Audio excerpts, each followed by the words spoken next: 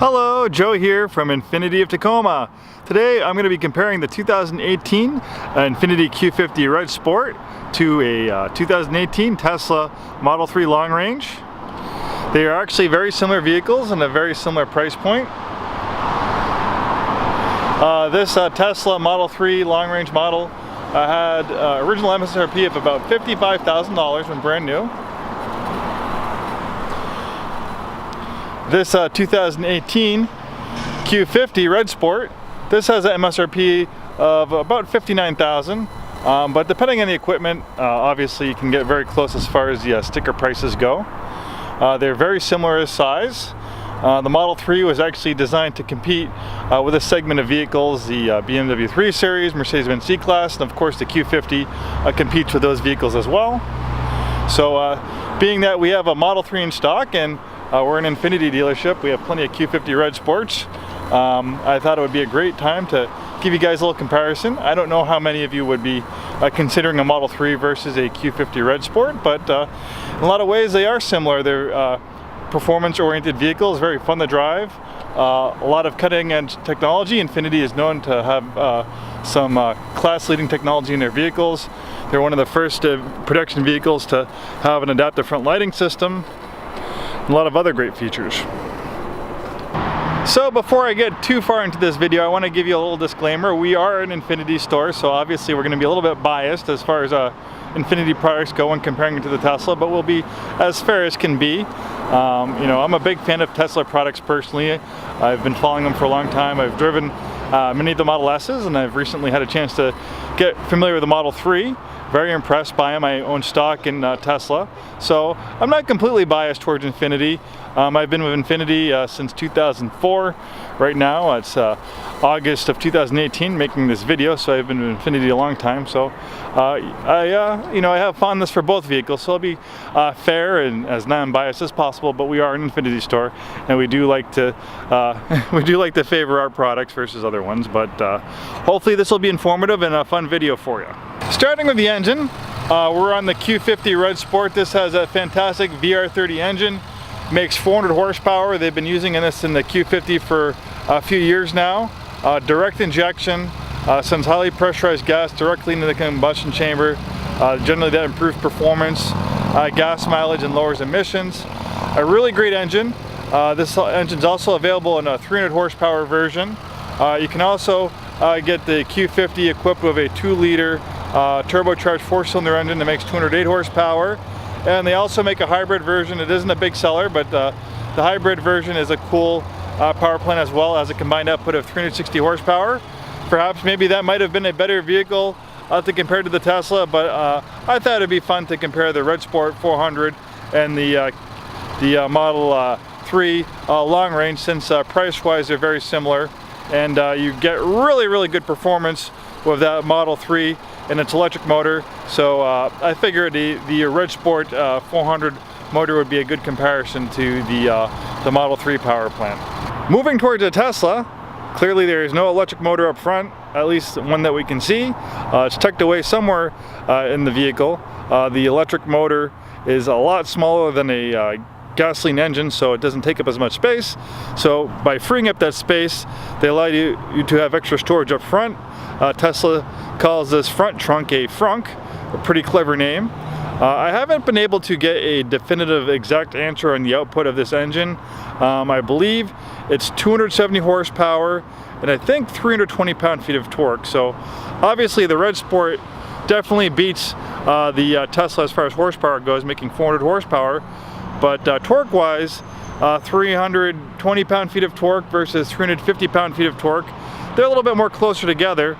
And torque is really what's important. I know horsepower is kind of the thing that's publicized in the ads and stuff, but torque is what gets you going. Horsepower is what keeps you going. So that initial punch of acceleration when you hit the gas, that's all about torque. And electric motors make that in spades, where a gasoline engine has to rev up to a certain power band to make its maximum torque. With an electric motor, you have that torque instantly as soon as you hit the gas. That maximum torque happens instantly with the electric motors. So that gives the electric cars a little bit more of an advantage as far as off-the-line acceleration goes. Size-wise, you can see that the Tesla and the Q50 are actually very similar as far as size and interior space goes. As far as styling goes, they're very, very different. It's all a matter of personal preference. The Tesla is kind of designed to look good, but it's also designed to have a very low drag coefficient. So in that aspect, form follows function. It looks good, but it's also you know, kind of a slave to being as most efficient as possible. So that kind of dictates how it looks. The Q50 not so much. The Q50 follows Infinity's design theme that we see in a lot of other Infiniti products. I think they're very beautifully designed vehicles. I love the way they look, especially this Q50 Red Sport with its low profile 18-inch sport wheels. I'm sorry, actually 19-inch sport wheels. Those red brake calipers. I love the front end, the way it looks. You have those graphite, those gray accents on the front spoiler. Really is a beautiful automobile. I guess the Q50 looks more like a conventional sedan, where the Model 3 is kind of a little bit more sci-fi looking, a little bit more futuristic looking than the Q50. Stylistically wise, my personal preference, I like the Q50 all day long. I think it is a really beautiful looking vehicle. But again, that's all personal preference. Everyone has their own ideas and their own likes and wants as far as the way cars look. So sitting inside the Q50, it feels a lot more like a normal vehicle. The Tesla feels very different on the inside. So I guess if you're the type of person who's used to a more traditional luxury sedan, you'll feel a lot more at home in the Q50. The styling is gorgeous with the Red Sport. It comes standard with this gorgeous leather interior with this diamond quilting on the side bolsters. You also have that on the rear seats as well. Beautiful aluminum trim. And this one is well equipped with features. It pretty much has almost every available option you can get in 2018 on the Red Sport, aside from all-wheel drive. This one's a rear-wheel drive model, but in some aspects, for people who prefer performance, the rear-wheel drive on the Red Sport can sometimes be a little bit more fun. It's a little bit lighter. It all depends on where you live. I guess if you live in a rainy, snowy climate, you might want to get more. You might want to go with all-wheel drive. But if you kind of live like in Southern California, in an area that's pretty dry, the rear-wheel drive will work great for you. The Q50 has a dual display system. Infiniti has always been big on technology, kind of like Tesla. This is actually the first vehicle of its kind with a dual display system. The top screen is for navigation, parking camera. Another cutting edge thing that we see in the Infinitis. It's a lot more standard fare now in luxury vehicles, but Infiniti was one of the first vehicles to offer a 360-degree around view camera. Really cool feature. The bottom screen, you have vehicle apps. You can control vehicle settings. You can tailor the feel of the steering. This one has the direct adaptive steering. Also has Infiniti's lane keep assist, an intelligent cruise control. Maybe the system's not as advanced as the advanced Pro Pilot that you get on the Model 3, but that Pro Pilot costs $5,000. It's a $5,000 option, where the lane keep assist, the direct adaptive steering, lane departure prevention, blind spot prevention, that's all packaged into a $2,700 package that you get on the Q50, and that one is called the Proactive package. So you get a little bit more bang for your buck as far as features go, and like I said, the adaptive cruise control and the all that stuff is not as advanced as the Tesla, but it's still pretty darn good in the Infiniti. So the direct adaptive steering is pretty advanced. I don't think the Model 3 has a steer-by-wire system like the Infiniti. As far as I know, Infiniti is still the only production car company that offers a steer-by-wire system in their vehicles. You can also find the steer-by-wire system in the Q60 Coupe, which is the two-door version of the Q50, as well as the new 2019 QX50. The reason why Infiniti is going towards steer-by-wire is that they want to get rid of the steering column completely. Right now there's a mechanical backup, so if there's a total system loss, you can still maintain steering control if you do lose power, but under normal driving conditions there is no mechanical connection to the front wheels. It's all done by computers and electric motors.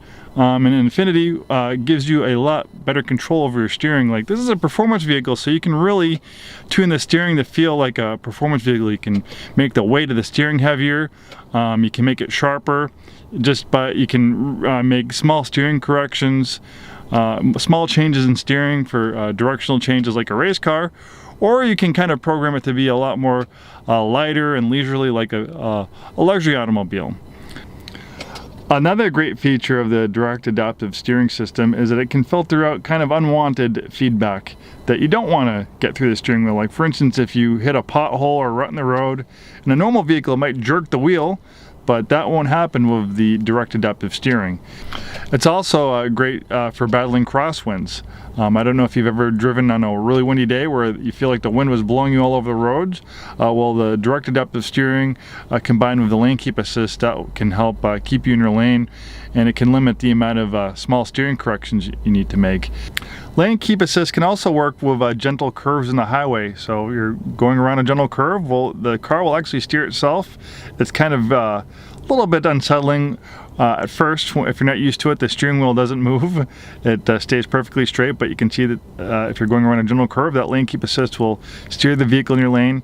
It's not meant to be completely hands-free. They do want you to keep your hands on the wheel.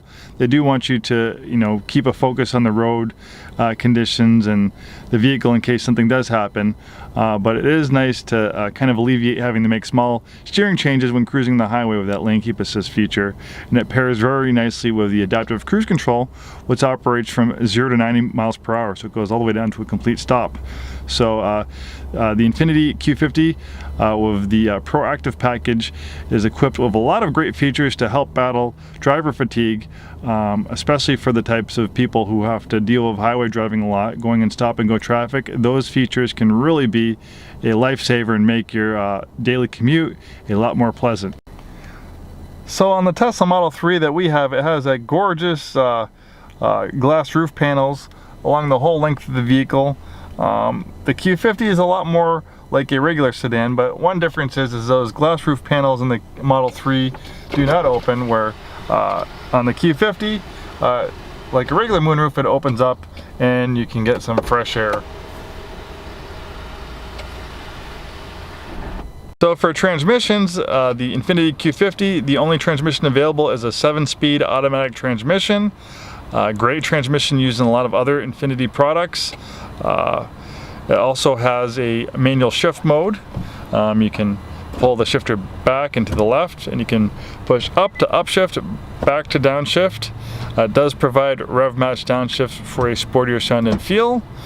And you also have steering wheel paddle shifters as well, so you can change the gears that way. And the thing I like about the manual mode on the Q50 is it actually lets you have complete control over the gear changes, where a lot of manual modes, if you hit the red line, it'll upshift for you, kind of, whereas some vehicles kind of let you suggest where you want to be, but the car makes the final decision. INFINITI gives you the final decision in manual mode. You can bounce the car off the rev limiter. It won't upshift. So when you have it in manual mode, it really is a true manual mode. And I know for a lot of performance car enthusiasts, that's what they prefer. Now sitting in the Tesla Model 3, the interior is a lot more Spartan than what we find in the Q50. Definitely a completely different design theme on the Model 3. All the Teslas generally have a very sparse interior, very minimalist design. You have this huge glass roof here, glass roof panels, so almost the entire roof, aside from a few parts, is completely glass. Really, there's no other car like a Tesla that has an interior like this, and some people will love it, some people will hate it. It's definitely something to get used to, how sparse and empty it is. For some people it might be a little bit more relaxing. You don't have as many distractions. It's just a nice, clean, peaceful interior. It's very quiet, and really everything that happens in the Tesla as far as changing settings and stuff goes, most of it is going to be done in this huge touchscreen that we have here. Really is a beautiful screen, very nice resolution on it. You have a few buttons on this wheels on the steering wheel to change certain settings. You have the gear changer right here, signal stock, and the windshield wiper stock right there. But other than that, everything is contained on this touchscreen. You can open and close the trunk. You have this huge map here. It looks like it's provided by Google. You can control the audio system, control the heated seats, displays the speed. Up here, there's no typical gauge cluster or speedometer like a regular vehicle. All that information is up here. I know the Model 3 has had a little criticism as far as the fit and finish goes. Generally in this price range of vehicle, especially for competing with like BMW, Lexus, Infiniti, Mercedes, all cars that are luxury segment vehicles, generally known to have very good fit and finish. You definitely don't want to cut corners in that market. And there's not really that much that sticks out to me as far as fit and finish issues. I do notice a couple small things, like right here. It's hard to see on camera, but you can kind of see a rough edge with this wood trim here. Definitely kind of cheap looking. You look at that quite often sitting here, so that's something that's pretty noticeable as fit and finish goes. I'm sure they could have done something to make that look better. It just kind of looked cheap. And then you can see over here, you can kind of see like a panel is starting to come loose right up here. One of these door panels. I don't know if that's easily fixable, but definitely something that you wouldn't want to expect on a vehicle in this price range with only 482 miles on it. Aside from that, the rest of the vehicle, the fit and finish, looks pretty darn good to me.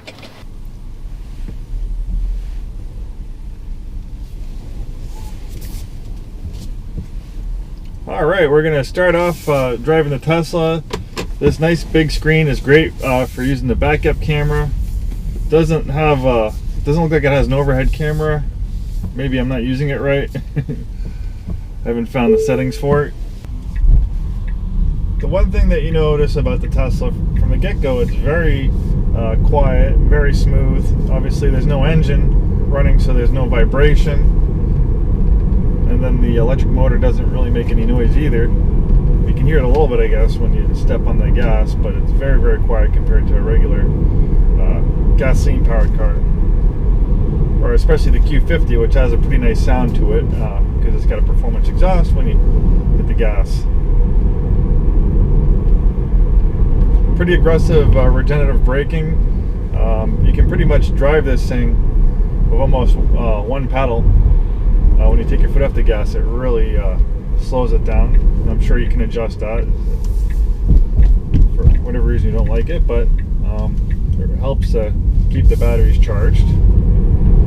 And then it definitely has a good amount of scoot to it when you step on the gas.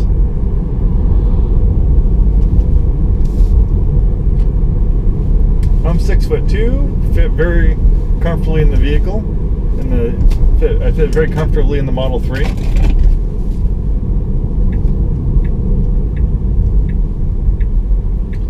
I guess, you know, the one thing that keeps on coming to my mind is just how sparse the interior is. I'm going to hit the gas pretty hard right here. Whoa. Yeah, this thing definitely takes off when you hit the gas. It is a very fast car. It's a lot of fun. Not as dramatic sounding as like a gasoline powered vehicle or performance vehicle. You hit the gas, you hear that engine, rah! You don't have that. It's just quiet, but you have instant torque. As soon as you hit the gas, it just pushes you back in the seat. I like the open feeling of the glass roof panels. It makes it feel a little bit more spacious, brighter, happier in here. You know, especially in our neck of the woods, where it's overcast a good part of the year in the Pacific Northwest. It's nice to have as much outside light coming in on those dark, gloomy days. Handles pretty good too. It's a very composed vehicle. For me, you know, compared to like the Infiniti to me, you know, obviously you can say I'm a little bit biased because I work in Infiniti, but I told you I'm a big fan of Tesla. I'm an investor in Tesla as well. It's kind of more neutral. This car is so sparse, it doesn't really pull at the soul for me like the Infiniti does. The Infiniti has a little bit more character to it, especially on the inside. Maybe I'm just used to having all those buttons and gizmos and screens and stuff like that. Some people might like the barren nature of the interior of the Model 3 and the other Teslas. I think the Model 3 is probably by far the most barren out of all the other Tesla vehicles. The Model X and Model S have a little bit more to them than the Model 3 does. But I mean, I like it a lot. I mean, I don't know if I would buy one. You know, if I was shopping for a vehicle in this price range, I think, you know, just for me, I like gas-powered cars. My wife might like it. She was asking about getting a Leaf. I'm sure she'd love to have a Tesla, but you know, if push came to shove, I think I would probably get a gas-powered vehicle. I like driving. I like going on road trips, and for me, you know, having a supercharger network is nice, but I don't want to have to wait in a half hour for it to charge up. I just want to put gas in and go. I'm sure eventually they'll get that a lot shorter. And the other thing to think about too is a supercharger network. It is free when you buy a Model X or Model S, but you do not have free access to the supercharger network with the Model 3. That's the thing that you have to pay for. So that's also something to think about too. You're not going to get free electricity.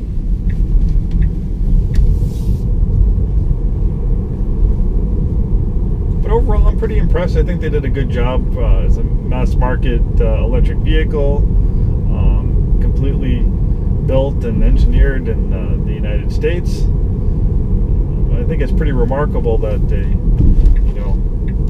a company that didn't exist, 20 years ago, is really building very nice vehicles and getting all these great reviews, and they're, giving they're definitely industry disrupting. Big companies that have been around for 100 plus years, General Motors, Ford, Mercedes, they're kind of scrambling to pick up the electric car void that they left for Tesla to pick up, and the Tesla doesn't really have any competition right now.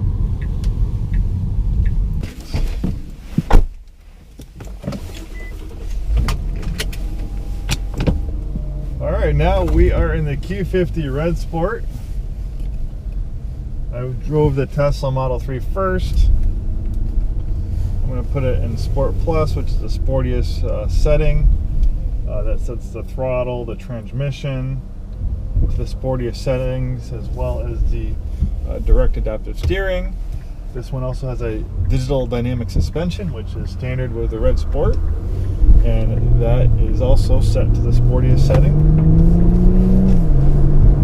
Yeah, I just feel so much more at home in this Q50 than the Model 3. I really appreciate this, the clean sheet design of the interior, very barren, very sparse. Kind of reminds me of like IKEA design. Maybe if IKEA designed a car, it would probably, at least the interior, would look a lot like the Model 3. But this Q50, I just feel a lot more at home. It feels warm. I like gadgets and gizmos and gauges and screens and buttons and stuff. The Q50 is actually still pretty quiet too. I mean, just when you're cruising along and not giving it any gas, it doesn't really make that much noise. It's, maybe the Tesla's a little bit quieter, but you don't hear that much engine noise. It's just mostly wind noise, which you're going to hear in the Tesla as well.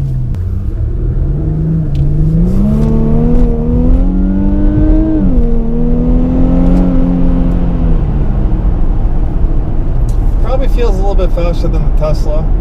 Definitely noisier. You can feel the shift change because this has a 7-speed transmission versus the Tesla just has 1 gear. It's a little bit different when you have electric motors.